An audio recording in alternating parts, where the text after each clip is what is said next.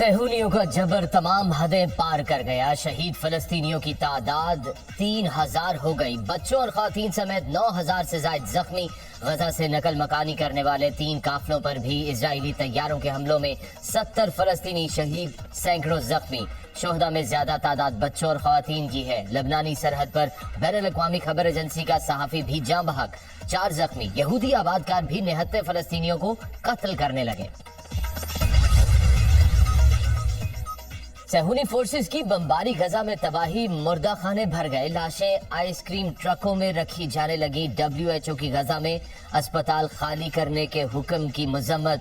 غزہ کے 22 اسپتالوں میں 2000 سے زائد مریض زیر علاج ہیں. مریضوں کی اسپتالوں میں منتقلی ان کی موت کے مترادف ہے. کیا ہیلتھ ورکرز مریضوں کو بمباری میں چھوڑ کر چلے جائیں؟ WHO.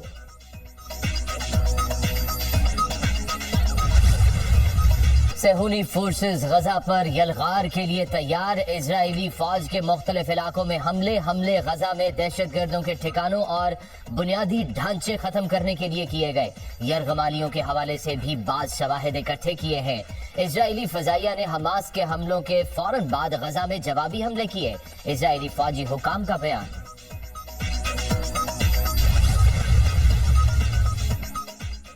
غزہ پر زمینی حملے کے سنگین نتائج نکلیں گے. غیر تربیت یافتہ رضاکاروں کے لیے غزہ دوزخ ثابت ہوگا.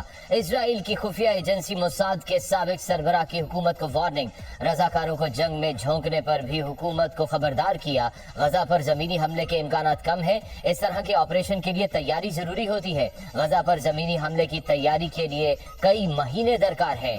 سابق امریکی جنرل مارک شراٹر. فلسطینی صدر محمود عباس کا امریکی صدر سے ٹیلی فونک رابطہ. غزہ سے فلسطینیوں کا انخلا مسترد کرتے ہیں. ہم کسی صورت اپنا گھر نہیں چھوڑیں گے. کوئی فلسطینی مصر نہیں جائے گا. تمام فلسطینیوں کا فیصلہ یہ ہے کہ ہم اپنے ملک میں رہیں گے. امریکہ اور اسرائیل کے گٹھ جوڑ کو ناکام بنائیں گے. اسرائیل غزہ میں جنگی جرائم کا مرتکب ہو رہا ہے. خون کے آخری قطرے تک لڑیں گے. سربراہ حماس اسماعیل ہانیہ کا اعلان.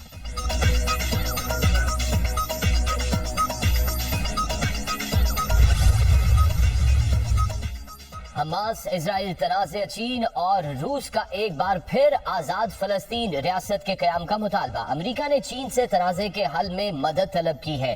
پہلے امریکہ ذمہ داری کا مظاہرہ کرے. چین کا رد عمل. مصر کے بعد ترکی اور اردن نے بھی فلسطینیوں کو غزہ سے بے دخل کیے جانے کی مخالفت کر دی.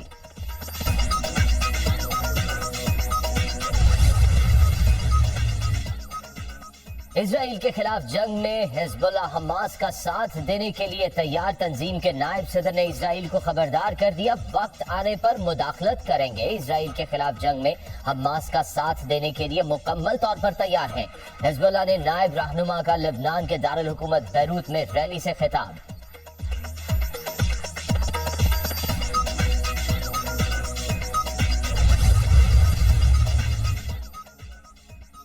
امریکی وزیر خارجہ اسرائیل حماس جنگ بندی کے لیے سرگرم. اینٹنی بلنکن کے مختلف ممالک کے دورے. قطری امیر شیخ تمیم بن حماد سے ملاقات.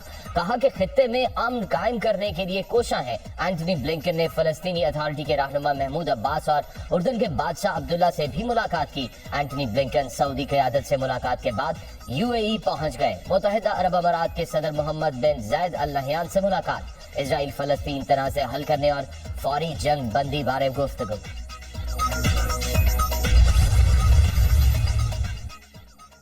اسرائیلی مظالم کے خلاف دنیا بھر میں احتجاج. کئی ممالک میں مظلوم فلسطینیوں کے حق میں مظاہرے. نیو یارک میں فلسطینی عوام سے اظہار یکجہتی کے لیے ریلی. مظاہرین کی اسرائیل کے خلاف شدید نعرے بازی. لندن میں بھی ہزاروں افراد سڑکوں پر نکل آئے.